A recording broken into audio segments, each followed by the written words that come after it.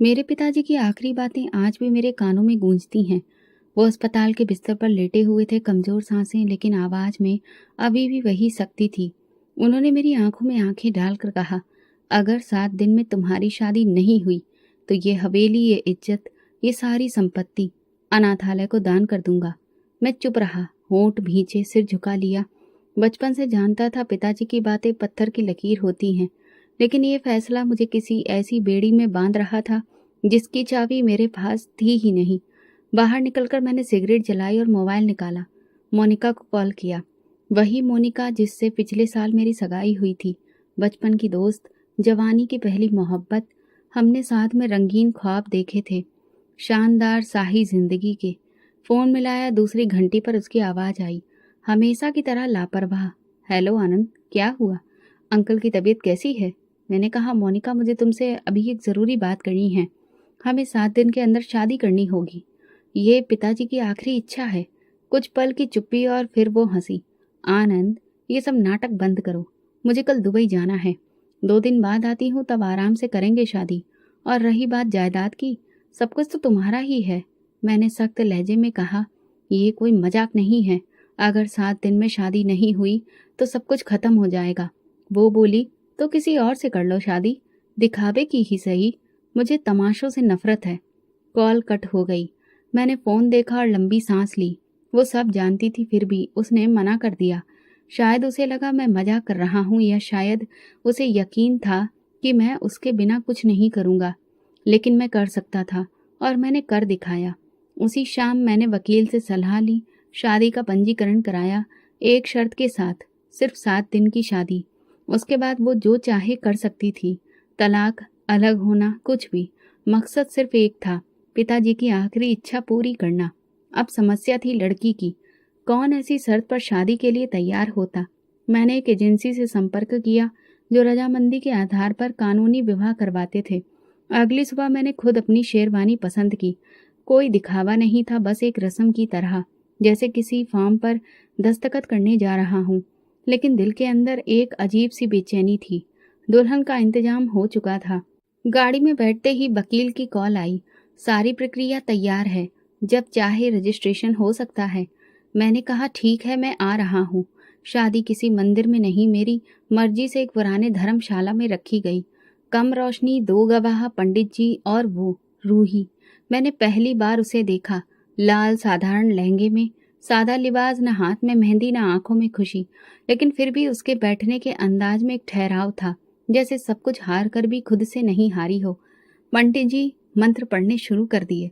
पंडित ने मांग भरने को कहा। मैंने हाथ बढ़ाया, लेकिन वो थोड़ा रुकी, फिर मेरी तरफ घूमी। मंगलसूत्र पहनाया, फेरे हुए, विवाह संपन्न हुआ। सब कुछ इतनी खामोशी से हुआ जैसे हम दोनों किसी जनाजे में शामिल हो रहे हों, शादी में नहीं। शादी के तुरंत बाद मैंने अस्पताल फोन किया। रूही की छोटी बहन पूजा का इलाज शुरू करवाना था। मैं वादा करके मुकरने वालों में से नहीं था। डॉक्टर से बात की। बच्ची का नाम पूजा है, फाइल तैयार रखें, आज ही भर्ती करवा रहा हूँ। उधर नौकरानी ने रूही को हवेली के गेस्ट रूम में पहुंचाया। असल मकान में मेरी रिहाइश थी, लेकिन मैंने उसे जानबूझकर अलग हिस्सा दिया, क्योंकि जैसा मैंने कहा था, ये शादी सिर्फ दिखावे की थी। दोपहर को नौकरानी ने आकर बताया, साहब वो खाना नहीं खा रही, बस चुपचाप बैठी गीता पढ़ रही हैं। मैंने कहा, जाने दो, जिद करने की इजाजत है उसे। 7 दिन में सीख जाएगी यहाँ के उसूल। रात में अपने कमरे में था, कागजात में उलझा हुआ, पर दिमाग बार बार उसी की तरफ जा रहा था। मैंने नोट किया, उसके पिता का कोई जिक्र नहीं था, माँ भी नहीं, बस एक छोटी बहन जो अस्पताल में जिंदगी और मौत की जंग लड़ रही थी। ये लड़की किस नरक से गुजर कर आई है। पर मैंने खुद को याद दिलाया, ये बस एक सौदा है आनंद। ना तुम्हें उसकी जिंदगी से मतलब होना चाहिए, ना उसे तुम्हारी। अगली सुबह नाश्ते की मेज पर एक चिट रखी थी, रूही की लिखी हुई। मैंने आज गीता का पाठ पूरा किया। प्रार्थना की है कि ये विवाह सिर्फ दिखावा ना हो। भगवान साक्षी है, मैंने अपने मन से इसे स्वीकार किया है। मैं हैरान रह गया। ये चिट बता रही थी कि वो इस विवाह को केवल रस्म नहीं, धर्म समझ रही थी। मैंने वो चिट अपनी जेब में रख ली, ना जाने क्यों। तीसरे दिन मैंने अस्पताल जाकर पूजा से मुलाकात की। वो कमजोर थी, लेकिन मुस्कुरा रही थी। जब मैंने कहा, तुम्हारी दीदी बहुत बहादुर है, उसने बस इतना पूछा, आप मेरे जीजा जी हैं? मैंने हंसकर कहा। कुछ दिन के लिए। रात को मैं गैलरी में निकला। उसके कमरे की खिड़की से रोशनी आ रही थी। मन किया जाकर देखूं वो क्या कर रही है, लेकिन फिर खुद को रोक लिया। काफी दिन बीत चुके थे। वो खामोशी से अपने कमरे में रहती थी और मैं अपने काम में उलझा रहता। हम एक ही छत के नीचे थे, लेकिन फिर भी एक दूसरे से अनजान। तीसरे दिन नौकरानी ने बताया, मैडम जी रोज सुबह जल्दी उठ जाती हैं, पूजा करती हैं, कुछ भी मांगती नहीं, बस भगवान का धन्यवाद करती हैं। मैंने अखबार पर नजर टिकाई, लेकिन मन उसी वाक्य में अटक गया। बस धन्यवाद करती हैं? जिस लड़की ने अपनी जिंदगी का सौदा अपनी बहन के इलाज के लिए किया, जिसे मैंने सिर्फ अपनी सुविधा के लिए चुना, वो भगवान का धन्यवाद कर रही थी। ये बात मेरे सिद्धांतों में कहीं फिट नहीं हो रही थी। उसी शाम ऑफिस से जल्दी घर आ गया। बाहर बारिश हो रही थी। मन में अजीब सी बेचैनी थी। कहीं कुछ बदल रहा था, या शायद मैं खुद बदल रहा था। मैंने दरवाजा खोला। वो पहले से खुला था। मैं दबे पांव अंदर गया। कदम वहीं थम गए। वो पूजा में लीन थी। पूरा ध्यान भगवान की भक्ति में था। कोई आवाज नहीं थी, सिर्फ उसकी अंतरात्मा की गूंज। उसने आंखें बंद की हुई थीं, हाथ प्रार्थना के लिए जुड़े थे। मैंने पहली बार उसका चेहरा ठीक से देखा। सीधा साधा, बिना किसी बनावटीपन के, चांद जैसा नहीं, क्योंकि चांद पर दाग होता है। उसके चेहरे पर कोई दाग नहीं था, बस शांति थी। मैं कुछ पल यूं ही खड़ा रहा, फिर खुद ब खुद कदम पीछे हो गए, जैसे किसी पवित्र पल में दखल देना गलत हो। और फिर अनजाने ही मेरे होठों पर एक मुस्कान आ गई। अगले दिन शाम को बिजली चली गई। जनरेटर भी खराब था। नौकर चाकर हाथ पैर मारने लगे। मैं खुद टॉर्च लेकर सिस्टम चेक करने लगा। लौटते वक्त जब उसके कमरे के सामने से गुजरा तो देखा अंदर अंधेरा था। बस खिड़की से आती चांदनी कमरे में फैली थी। मैंने दरवाजा हल्के से खटखटाया। हाँ, आवाज आई, धीमी लेकिन साफ। सब ठीक है? बिजली चली गई है। कोई परेशानी हो तो बताना। धन्यवाद, भगवान की कृपा है। रोशनी हमेशा अंधेरे में रास्ता ढूंढ ही लेती है। ये जवाब मुझे ठहर जाने पर मजबूर कर गया। मैंने दरवाजा नहीं खोला, बस वापस चला आया और सोचता रहा, ये औरत कौन है जो दुख में भी भगवान का धन्यवाद करती है, अंधेरे में भी आशा की बात करती है और खामोशी में ऐसे वाक्य कहती है जो दिल में गूंज जाते हैं। उस रात मैंने कोई शराब नहीं पी, बस अपनी डायरी खोली और एक लाइन लिखी। वो औरत जो चुप रहती है लेकिन हर पल बताती है कि वो कितने दर्द से गुजरी है। अब मैं जानता था। उसका चेहरा मेरे जहन में उतर चुका था, सादा मगर बहुत खास। तीसरे दिन रात को नौकरानी ने बताया, मैडम सिर्फ चावल और दही ही मांगती हैं खाने में, बाकी कुछ नहीं। मैंने सिर हिलाया। जो मांगे दे दो, सवाल मत करना। अगले दिन मेरे कमरे के दरवाजे पर एक ट्रे रखी थी। उसमें चाय का कप और एक छोटी कटोरी में सूखे मेवे थे।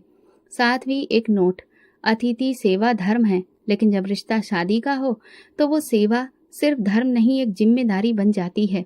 अब मुझे पता चल गया था, जो दीवार मैंने हमारे बीच खड़ी की थी वो धीरे धीरे गिर रही है। रात काफी हो चुकी थी।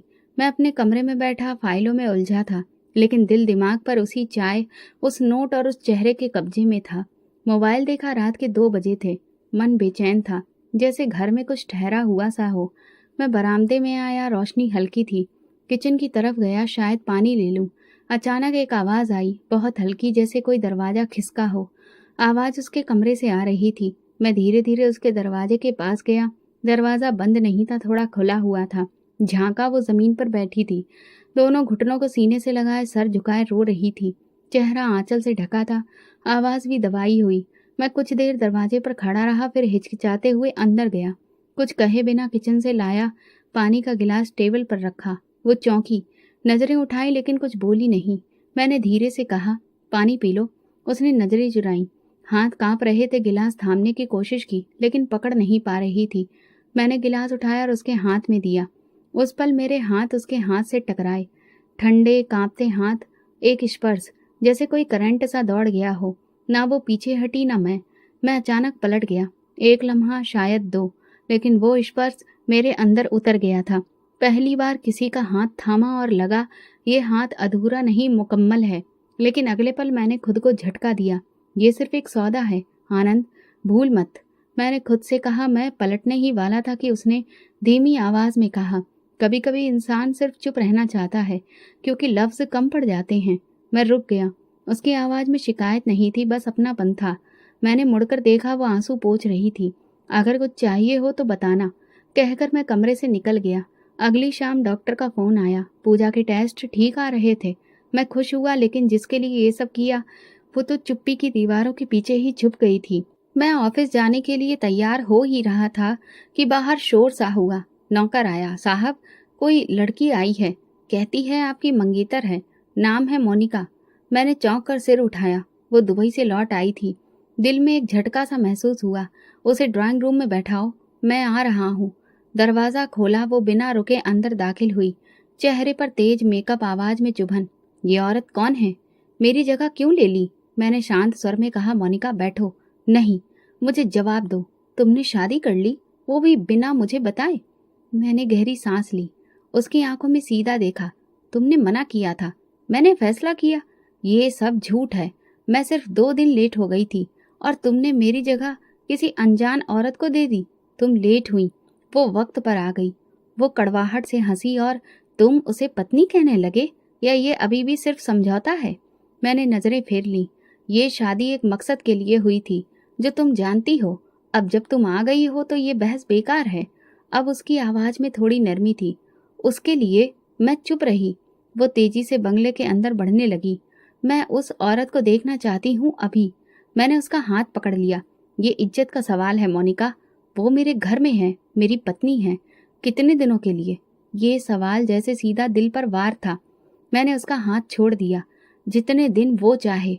वो मुड़ गई। जाते जाते कहा, ये जंग अभी खत्म नहीं हुई आनंद। तुम्हारी पत्नी सिर्फ तुम्हारी मर्जी से नहीं बच सकती। उसके जाने के बाद मैं कुछ देर बरामदे में बैठा रहा। कोठी शांत थी, लेकिन मेरे भीतर तूफान मचा था। रोही ने कोई सवाल नहीं किया, कोई सफाई नहीं मांगी। बस शाम को खाने की ट्रे में एक नोट था। आपके मेहमान खुश थे? मैंने कोई जवाब नहीं दिया। बस वो नोट उठाया और जलती मोमबत्ती की लौ में डाल दिया। अगले दिन मोनिका की माँ का फोन आया। आनंद बेटा, जो तुमने किया वो शायद थोड़ी जल्दबाजी थी। मोनिका तुमसे प्यार करती है, ये सब एक गलत फहमी थी। मैंने कहा, माँ जी, आप तो मेरी अपनी माँ जैसी हैं, लेकिन ये फैसला मेरी जिंदगी का था और वक्त पर फैसला लेना जरूरी था। उनकी आवाज में दुख था, पर उन्होंने हार मान ली। शाम को जब घर लौटा, देखा रूही और पूजा आंगन में बैठी थी। दोनों चुप थी, बस हवा में एक गूंज सी थी। मैं थोड़ी दूरी पर रुक गया। उन दोनों के बीच एक अजीब सा सुकून था। रूही अंदर चली गई तो पूजा ने मुझे देखकर मुस्कुराकर कहा, जीजा जी, आपकी पत्नी बहुत प्यारी है ना? मैंने बस मुस्कुराकर सिर हिलाया। तभी दिल में एक सवाल उठा। मोनिका ने मुझे ऐसा सुकून कभी नहीं दिया। ना वो अपनापन, ना वो चुपचाप भावनाएं। उसने तो हमेशा कुछ दिया, लेकिन जैसे प्यार भी कोई लेन देन की चीज हो। रूही ने कुछ मांगा ही नहीं, सिर्फ दिया, चुपचाप, सेवा में, स्नेह में। रात को दरवाजे पर हल्की सी दस्तक हुई। दरवाजा खोला तो वो खड़ी थी। खिड़की खुली थी। बारिश की आवाज में नींद नहीं आ रही। उसने कहा, आओ बैठो, कुछ चाहिए? बस इतना जानना चाहती हूँ, क्या मैं आपके लिए बोझ हूँ? मैंने उसकी आंखों में झांका। नहीं, तुम मेरे लिए वो खालीपन हो जिसे मैं समझने की कोशिश कर रहा हूँ। वो कुछ पल चुप रही, फिर बोली, क्या आपको लगता है कि मोनिका आपकी जिंदगी में वापस आ सकती है? मैंने थोड़ा सोच कर कहा, कुछ रिश्ते वक्त के होते हैं, कुछ हमेशा के लिए, पर मोनिका वाला रिश्ता अब बंद हो चुका है, चाहे हम किताब का पन्ना पलटे या नहीं। वो धीरे से मुस्कुराई। तो फिर मुझे बस 7 दिन पढ़ने देना, मैं खुद तय करूंगी कि किस पन्ने में रहना है। रूही पलट गई। मैं वहीं खड़ा रह गया। मोनिका वापस आ गई थी, लेकिन जो बात कभी पूरी लगती थी अब अधूरी सी महसूस होने लगी थी। दोपहर को घर आया तो एक अजीब सी बेचैनी हुई। नौकरानी घबराई हुई आई, साहब, मैडम जी ने फल काटते वक्त हाथ काट लिया है, बहुत खून निकला है, अभी अंदर है, पूजा पट्टी ला रही है। मैं भागा। अंदर देखा, रूही कुर्सी पर बैठी थी। एक हाथ से दूसरे हाथ की हथेली पर खून भरा रूमाल दबा रखा था। पूजा सामने खड़ी थी, पट्टी हाथ में लिए, पर डर रही थी। मैं आगे बढ़ा। दिखाओ हाथ। उसने मेरी तरफ नहीं देखा, बस हाथ दे दिया। ज्यादा गहरा कट नहीं था, लेकिन खून बहुत निकला था। मैंने रूमाल हटाया, हाथ धोया और पट्टी बांधने लगा। उसके हाथ कांप रहे थे, शायद दर्द से, शायद मेरी मौजूदगी से, या शायद किसी और एहसास से। मैंने उसकी आंखों में देखा, पहली बार। जो आंखें हमेशा झुकी रहती थी, आज सीधे मेरी तरफ देख रही थी। मैंने पूछा, क्या हुआ था? मेरी आवाज बहुत नरम निकली, जैसे इजाजत मांग रही हो। उसने लंबी सांस ली और बोली, जब हम किसी और का अधिकार छीनते हैं तो ऊपर वाला कभी कभी खुद ही सजा देता है। मैंने हाथ रोक लिया। वो किसी को दोष नहीं दे रही थी, बस एक सच कह रही थी, शायद अपने लिए। मैंने धीरे से पट्टी बांधी और कहा, कभी कभी जो चीज हमें छीनी हुई लगती है वो ईश्वर की ओर से दी गई होती है, और जो चीज अपनी लगती है वही सबसे बड़ी परीक्षा बन जाती है। रूही ने सिर झुका लिया। न बहस, न सहमति, न असहमति, बस खामोशी। वो खामोशी जैसे हर जवाब दे गई। अगले दिन ऑफिस से लौटते वक्त देखा, पूजा और रूही दरवाजे पर बैठी थी। रूही कढ़ाई कर रही थी। पूजा बोली, जीजा जी, आपकी बीवी बहुत अच्छी कढ़ाई करती है, मुझे गिफ्ट बनाकर दे रही है। मैंने रूही को देखा। उसने नजरें झुका ली, पर हल्की सी मुस्कुराहट थी। उसी रात मैंने उसके कमरे के दरवाजे पर दस्तक दी। जी, अंदर आ सकता हूँ? कमरा साफ सुथरा था। एक कोने में पूजा की थाली रखी थी, तकिए के पास गीता रखी थी और कोने में वो पट्टी जो मैंने बांधी थी। मैंने कहा, क्या अभी भी वो पट्टी रखना जरूरी है? उसने कहा, ये याद दिलाने के लिए कि कुछ तकलीफें खुद को समझने के लिए होती हैं। मैं चुप हो गया। फिर कहा, कभी कभी तकलीफें हमें वो सिखा देती हैं जो आसानी से नहीं सिखा सकती। रूही ने सिर हिलाया। हाँ, जैसे ये समझना कि हर चीज पर हक जताना जरूरी नहीं होता। कुछ रिश्ते सिर्फ निभाने के लिए होते हैं, लेने के लिए नहीं। मैं उसकी बातों में खो गया। कभी सोचा था ये रिश्ता सिर्फ कागज भर है, लेकिन अब ये रिश्ता सांस लेने लगा था। रूही मेरे सामने बैठी थी, सादा, शांत, लेकिन दिल के बहुत करीब। उसका हाथ बैंडेज में था, पर उसका असर मेरी रूह में दर्ज हो चुका था। रात को कमरे में आकर डायरी खोली और पहली बार बगैर सोचे कुछ लिखा। जख्म दो किस्म के होते हैं, एक शरीर पर और दूसरा आत्मा पर। वो दोनों दिए गए और दोनों पर मरहम भी वही रख रही है। मोबाइल उठाया, वकील का नंबर देखा, पर फोन नहीं किया। 7 दिन का वक्त पूरा होने वाला था, पर अब दिल कह रहा था ये रिश्ता शायद किसी मोहर का मोहताज नहीं। रूही के जख्म अभी मेरे दिल की पहचान बन चुके थे। मैं दफ्तर से जल्दी लौट आया था। मेज पर चाय नहीं थी, जो रोज की आदत के विपरीत था। मैंने दरवाजा खोला और बरामदे की ओर बढ़ा। वो आंगन में थी, हाथ में ट्रे, 2 चाय के कप, कुछ बिस्किट और एक सादा सफेद दुपट्टा जो आज कुछ ज्यादा ही उजला लग रहा था। मैं वहीं रुक गया, बस उसे आते हुए देखता रहा। उसकी चाल थमी थमी, उसकी नजरें झुकी हुई, लेकिन चेहरे पर कुछ सोचने जैसा भाव था। जैसे ही वो पास आई, मैंने धीरे से कहा, तुम्हारी आंखों में जैसे कोई प्रार्थना है, मगर होंठ चुप क्यों हैं? उसने पलकें झपकाई, कप मेरे हाथ में थमाया और सिर्फ इतना बोली, काश ये सब हकीकत होता। उसके इस एक वाक्य ने जैसे वक्त को थाम लिया। चाय की महक, हवा की सरसराहट, मेरी सांसें सब थम सी गईं। मैंने कप लिया और थोड़ा पीछे हटते हुए बस कहा, अगर ये हकीकत नहीं है तो क्या ये झूठ है? उसने नजरें झुका ली। शायद मेरी बात सुन ली, मगर जवाब देना जरूरी नहीं समझा। हम दोनों सोफे पर बैठ गए। मैंने चाय का पहला घूंट लिया। गर्म थी, मगर उस लम्हे जितनी नहीं। रूही ने अपनी नजरें खिड़की से आती रोशनी पर जमा दी। पूजा की तबीयत कैसी है? उसने हल्के लहजे में पूछा। अब ठीक है, कल एक और टेस्ट है, मैं खुद लेकर जाऊंगा उसे। मैंने जवाब दिया। अब तो वो बहुत हंसने लगी है, शायद उसे लगता है कि जिंदगी थोड़ा लौट रही है। रूही की आवाज में कुछ कृतज्ञता, कुछ हैरानी और शायद थोड़ा डर था। मैंने उसकी ओर देखा। और तुम्हें तुम्हें लगता है तुम्हारी जिंदगी भी लौट रही है? उसने कुछ कहने के लिए होंठ खोले, फिर रुक गई। फिर बोली, मैंने जिंदगी कभी मांगी ही कब थी? मैं तो बस थोड़े समय की मोहलत पर जी रही हूँ। उसका ये वाक्य सीधा दिल में उतरा। मैंने चाय का कप टेबल पर रखा और पूछा, रूही, क्या तुम सच में बस एक मोहलत हो, या फिर मैंने तुम्हें अपनी जिद में कैद कर लिया? वो चौंकी, मेरी ओर देखा। पहली बार हमारी नजरें मिली। उसकी आंखें साफ थी, मगर भीतर कुछ कांप रहा था। शायद दोनों ही सच हैं। तुम्हें समय की मजबूरी थी और मुझे एक वचन निभाना था। हम दोनों ने वो किया जो ना तुम्हारे दिल से था ना मेरे।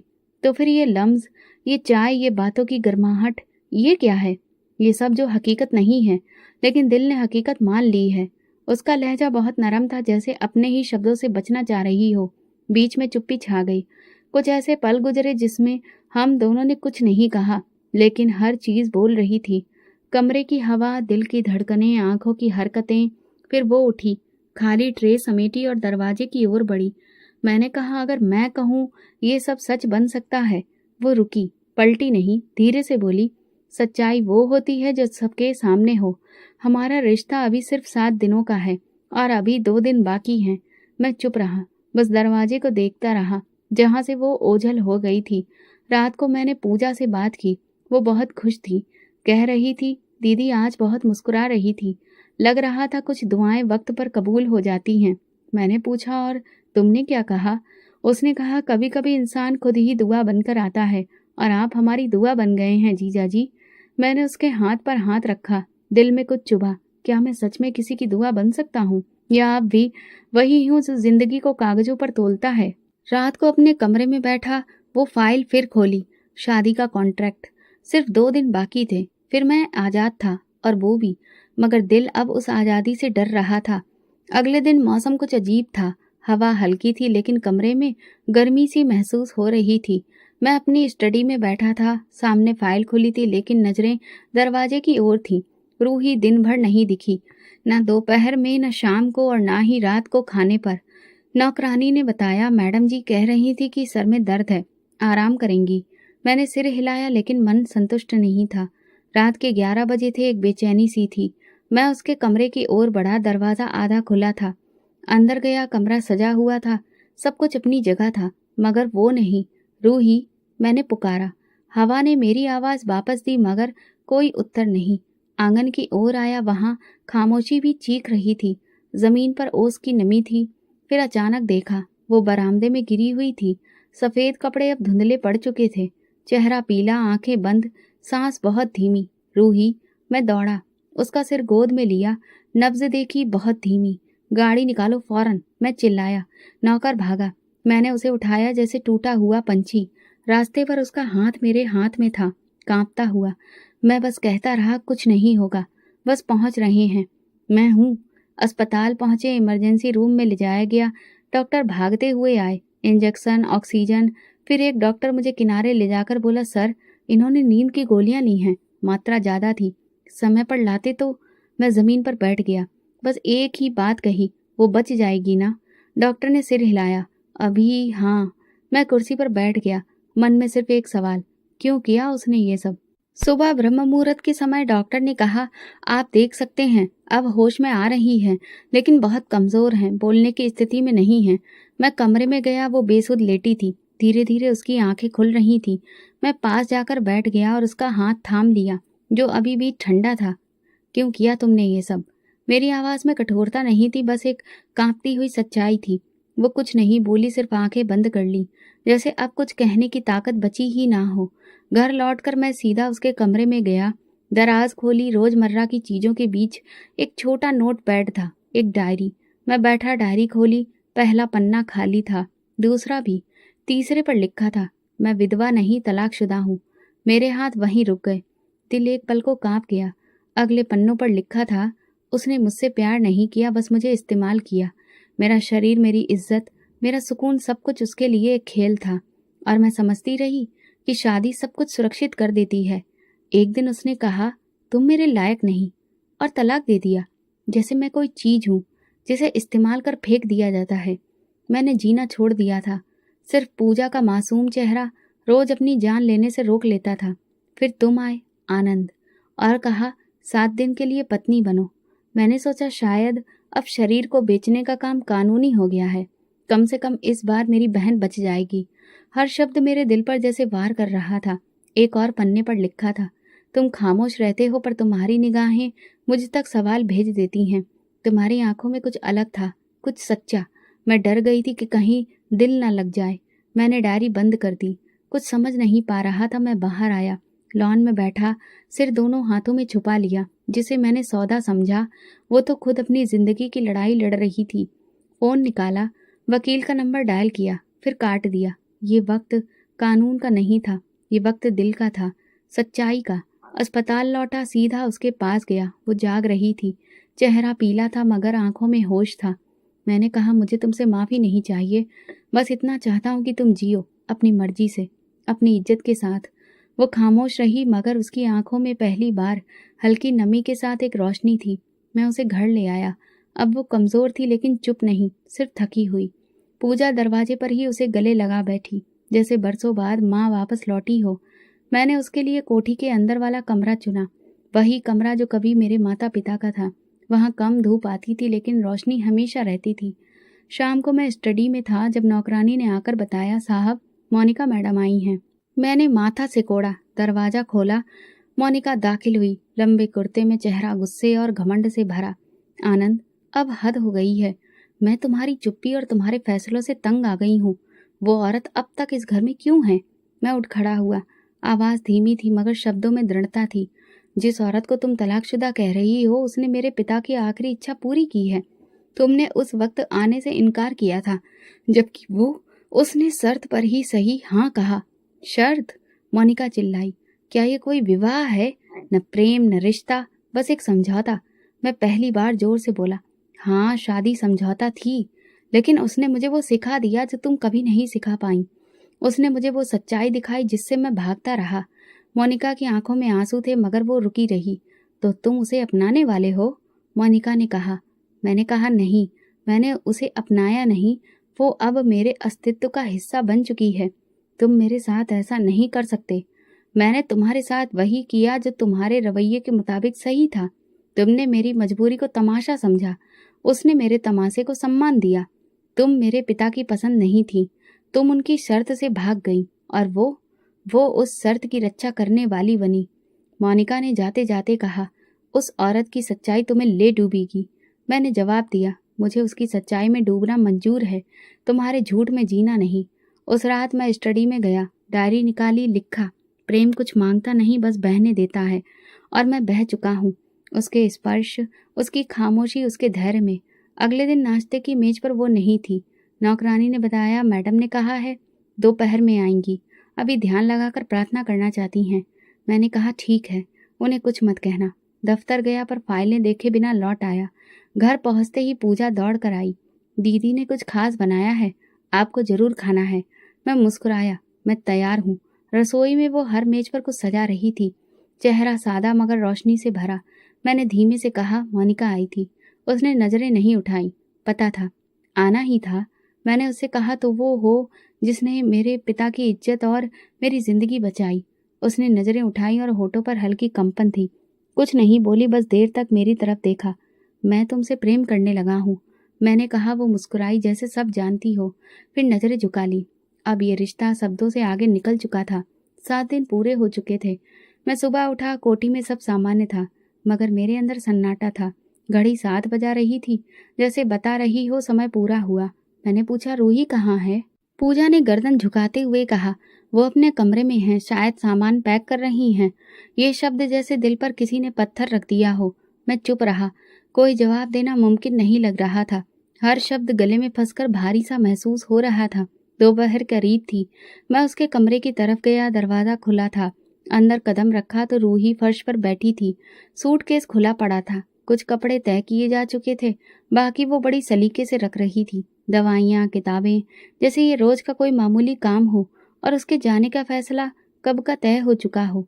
मैं दरवाजे पर ही खड़ा रह गया, कुछ देर तक बस यूं ही देखता रहा। रूही ने मेरी तरफ देखा नहीं, या शायद जानबूझकर नजरें नहीं मिलाईं। फिर वो बोली, मैं जा रही हूँ, जैसा वादा था। 7 दिन हो गए, अब इस घर में मेरा कोई हक नहीं बचा। मैं धीरे से कमरे में दाखिल हुआ, धीमे कदमों से बोला, मैंने तुम्हें जाने के लिए नहीं बुलाया। उसने कपड़ों को सहेजते हुए जवाब दिया, लेकिन आपने कभी रोका भी नहीं। मैं चुप रहा। फिर वो बोली, विवाह का समय पूरा हो चुका है, वादा पूरा हुआ, रिश्ता खत्म। अब मैं वही हूँ जो पहले थी, अकेली, टूटी हुई, बेसहारा। मैंने सख्त लहजे में कहा, नहीं, तुम वो नहीं हो। तुम वो हो जिसने मुझे मेरी असलियत दिखा दी, जो मेरी दुनिया में आई और सब कुछ बदल दिया। वो हल्के से मुस्कुराई। पहली बार उस दिन। तो फिर ये बात 7वें दिन ही क्यों याद आई? 6ठे दिन क्यों नहीं? 5वें या चौथे दिन क्यों नहीं? मैंने कहा कि रूही रुक जाओ। मैं चुप रहा। कुछ पल बीते, फिर मैंने कहा, काश वादे दिल से किए जाते। ये बात जैसे कमरे की हवा में थम गई। वो खड़ी हुई, सूटकेस की जिप बंद की और खिड़की की तरफ चल दी। हल्की हवा अंदर आ रही थी, पर्दा उड़ रहा था। आनंद जी, दिल से किए गए वादे अक्सर वक्त से पहले टूट जाते हैं, और वक्त के वादे कभी दिल के लायक नहीं होते। मैंने कदम आगे बढ़ाए, उसके पीछे जाकर कहा, रूही, तुमने एक सौदा निभाया और मैंने एक वसीयत, लेकिन जो हमने महसूस किया वो क्या था? कोई झूठ? वो धीरे से बोली, जैसे खुद को समझा रही हो। महसूस करना जुर्म नहीं, बोलना हक है। लेकिन आपने कभी नहीं कहा कि मैं आपके लिए मायने रखती हूँ, और मैंने कभी नहीं कहा कि मैं रुकना चाहती हूँ। पर तुम रुकना चाहती थी ना?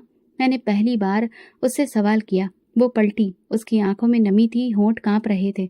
हाँ, पर खुद से नहीं कह सकी, क्योंकि मैंने वादा किया था, और वादा निभाने वालों के लिए खुद से ज्यादा वो वादा अहम होता है।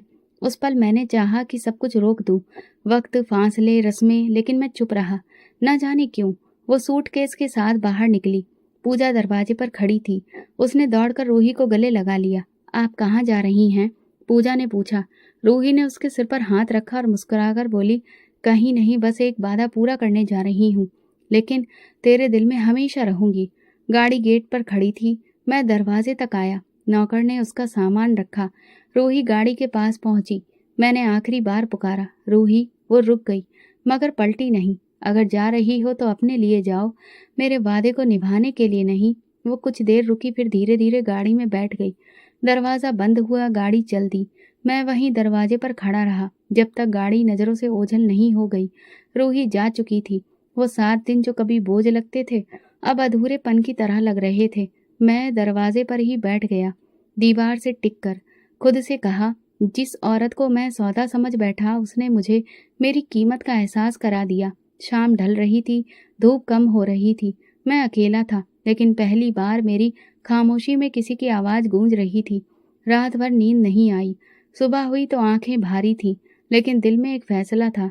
मैंने नाश्ता नहीं किया, ऑफिस नहीं गया, सिर्फ गाड़ी निकाली और शहर की उन्हीं गलियों में निकल पड़ा जहां कहीं न कहीं जिंदगी बिखरी पड़ी थी। और शायद वो भी। मैं सबसे पहले उसके पुराने मोहल्ले पहुंचा, जहां वो अपनी बहन के साथ रहती थी। पड़ोसी ने बताया वो वापस नहीं आई, सिर्फ कुछ जरूरी कपड़े भिजवाए थे। फिर मैं उस अस्पताल में गया जहां पूजा का इलाज होता था। वहां भी यही जवाब मिला, दीदी ने इलाज बंद करवा दिया है, कहा है कि अब कहीं और ले जाएंगी। दिल में एक अजीब सी बेचैनी थी, जैसे कोई डोरी हो जो हाथ से फिसलती जा रही हो। मैंने उसके बारे में जानने की आखिरी उम्मीद पर भरोसा किया। वो मंदिर जिसका वो अक्सर जिक्र करती थी, जहां वो पूजा करती थी, जहां वो गीता पढ़ती थी, सोचा शायद वहीं मिल जाए। शाम को मैं उस मंदिर में पहुंचा जहां शहर भर से लोग मनोकामना मांगने आते हैं। वहीं एक कोने में, स्त्रियों के भाग में, चुनरी ओढ़े एक लड़की बैठी थी। मैं थोड़ी दूर खड़ा रहा, लेकिन दिल ने कहा ये वही है। वो आरती के समय झुकी हुई थी, होंठ धीरे धीरे कुछ बोल रहे थे और आंखें बंद, हाथ जुड़े हुए। मैं धीरे धीरे कदम बढ़ाता गया, धड़कनें तेज हो चुकी थी। वो पूजा में लीन थी, लेकिन मेरी सांसें जैसे उसकी हर प्रार्थना से जुड़ी हुई थी। मैंने धीरे से उसके पास पहुंचकर सिर झुकाया और धीरे से उसका हाथ थामा। रूही। उसने चौंक कर आंखें खोली, मेरा चेहरा देखा। मेरे होंठ कांप रहे थे, आंखें नमी से भर चुकी थीं। मैंने एक पल कुछ कहे बिना उसकी आंखों में वो सब कह दिया जो शब्दों में मुमकिन नहीं था। मैं तुमसे सिर्फ शादी नहीं, जिंदगी मांगने आया हूँ। उसकी पलकें झपकी, लेकिन आवाज नहीं निकली। आंखों से आंसू बहने लगे और वो झुककर दोबारा मंदिर के सामने बैठ गई। मैं भी वहीं बैठ गया, सिर झुकाया। हे प्रभु, अगर ये लड़की मेरे भाग्य में है तो आज इसे मेरी जीवन संगिनी बना दो। मैंने इसे खोने के लिए नहीं पाया था, और जो कुछ मैंने कहा वो सच्चाई थी। पूजा पूरी करके वो उठी, चुपचाप। मैंने हाथ बढ़ाया, उसने हाथ पीछे नहीं खींचा। चेहरा चुनरी से ढका हुआ था, लेकिन उसकी सांसों की थरथराहट बता रही थी कि वो सुन रही है। मैं जानता हूँ, मैंने देर की, लेकिन ये देर अपने दिल को समझाने में लगी। तुम तो पहले दिन से मेरी सच्चाई बन चुकी थी। मैंने सिर्फ मानने में वक्त लिया। वो कुछ देर खड़ी रही, फिर बोली, आनंद, मैं वादा निभाने गई थी, प्रेम छोड़कर नहीं। मैंने तुमसे कुछ नहीं मांगा, बस खुद को थोड़ा सा सुरक्षित रखना चाहा था। और जब तुम चले गए तो लगा जैसे सब कुछ खत्म हो गया। मैंने धीरे से कहा, मैं चाहता हूँ कि तुम मेरी पत्नी बनो, इस बार बिना किसी शर्त, बिना किसी सौदे, बस दिल के आदेश पर। वो चुप रही, लेकिन उसकी चुप्पी में जैसे पूरी दुनिया की हाथ छुपी थी। फिर उसने कहा, तुम मेरा हाथ थाम रहे हो, लेकिन क्या तुम मेरे अतीत को भी थामने को तैयार हो? मैंने उसकी आंखों में देखा और कहा, मैं तुम्हारे साथ वो सब झेलने को तैयार हूँ जो तुमने अकेले सहा। अब तुम अकेली नहीं होगी, हर लम्हा मेरा होगा तुम्हारे साथ। रूही की आंखों से फिर से आंसू बहने लगे थे। उसने एक पल को मंदिर के द्वार की ओर देखा, फिर आकाश की ओर। जब मैंने यहाँ प्रार्थना की थी तो कहा था, हे भगवान, जिसने मेरे हाथ में जल दिया हो वही मेरे माथे का प्यार का हाथ रखे। मैं बेख्याल हो गया। आगे बढ़ा और उसका माथा छुआ तो मान लो दुआ स्वीकार हो गई। वो सिसकने लगी और मैंने उसे अपनी बाहों में भर लिया। वो कोई फिल्मी दृश्य नहीं था, ना कोई डायलॉग, बस दो लोग थे जिन्होंने आखिरकार अपनी सच्चाई को स्वीकार कर लिया था। जब हम मंदिर के बाहर निकले तो संध्या आरती हो रही थी। मैंने उसकी तरफ देखा। चलो घर चलते हैं, वही जो अब तुम्हारा भी है पूरी तरह से। उसने सिर हिलाया, आंखों में सुकून था और हाथ मेरे हाथ में था। वो जिसे मैंने एक हफ्ते के विवाह के लिए चुना था, आज मेरी पूरी जिंदगी बनने जा रही थी। मैंने गाड़ी रोकी, मंदिर का दरवाजा सामने था। वही पंडित जी जिन्होंने पहले शादी कराई थी, आज वही मौजूद थे। लेकिन इस बार सब कुछ अलग था। इस बार विवाह किसी मजबूरी में नहीं था, ना किसी वसीयत के बोझ तले। इस बार ये इच्छा थी, दिल की पुकार थी। रूही ने मेरी तरफ देखा। क्या तुम्हें लगता है कि हम फिर से शुरुआत कर सकते हैं? मैंने मुस्कुराते हुए कहा, ये शुरुआत नहीं, वही कहानी है। बस इस बार अंत हम खुद लिखेंगे। हम मंदिर के आंगन में दाखिल हुए। पंडित जी ने मुस्कुराकर पूछा, फिर से? मैंने कहा, जी, इस बार बिना किसी शर्त के। रूही की नजरें झुकी हुई थी, लेकिन चेहरे पर एक अद्भुत सुकून था। गवाह सिर्फ वो लोग नहीं थे जो हमारे साथ थे, गवाह वो पल भी थे जो हमने चुपचाप बिताए, वो सच्चाई जो समय के साथ सामने आई, और वो स्पर्श जो अब जिंदगी का विश्वास बन चुका था। विवाह संपन्न हुआ। पंडित जी ने मंत्रों के साथ आशीर्वाद दिया और मैंने उसके माथे पर हाथ रखकर मन ही मन भगवान का धन्यवाद किया। क्या ये रिश्ता तुम्हें स्वीकार है? मैंने मुस्कुराते हुए पूछा। रूही ने हल्की सी मुस्कान के साथ जवाब दिया, पहली बार भी था, अभी भी है, बस इस बार दिल से है। घर लौटते समय पूजा ने गुलाब की पंखुड़ियों से हमारा स्वागत किया। अब आप दोनों मेरी संपूर्ण दुनिया हो। वो खुशी से चहक रही थी। रूही ने उसे गले से लगा लिया। रात को जब हम अपने कमरे में पहुंचे तो सब कुछ जाना पहचाना होते हुए भी कुछ बदला बदला सा लग रहा था। वही दीवारें, वही सामान, मगर अब हवा में वो एहसास था जो सिर्फ प्रेम से आता है। रूही आईने के सामने खड़ी थी, अपने आंचल को ठीक करती हुई। मैं उसके पास जाकर बोला, तुम जानती हो, तुम मेरे घर की रोशनी बन चुकी हो। उसने आईने में देखते हुए मुस्कुराकर कहा, और तुम मेरी आत्मा की शांति बन चुके हो। मैंने उसका हाथ थामा और पलंग के किनारे बैठकर कहा, पहली बार जब हम मिले थे तुमने कहा था तुम विधवा हो, लेकिन आज तुम सिर्फ मेरी पत्नी हो, पूरे हक और सम्मान के साथ, हमारे प्रेम की साझीदार। रूही ने मेरे हाथ पर अपना हाथ रखा और कहा, और तुम वो इंसान हो जिसने मेरे अतीत के अंधेरे को पीछे छोड़ मेरे भविष्य को रोशन कर दिया। कुछ महीने बाद पूजा के इलाज की प्रक्रिया भी पूरी हो गई थी।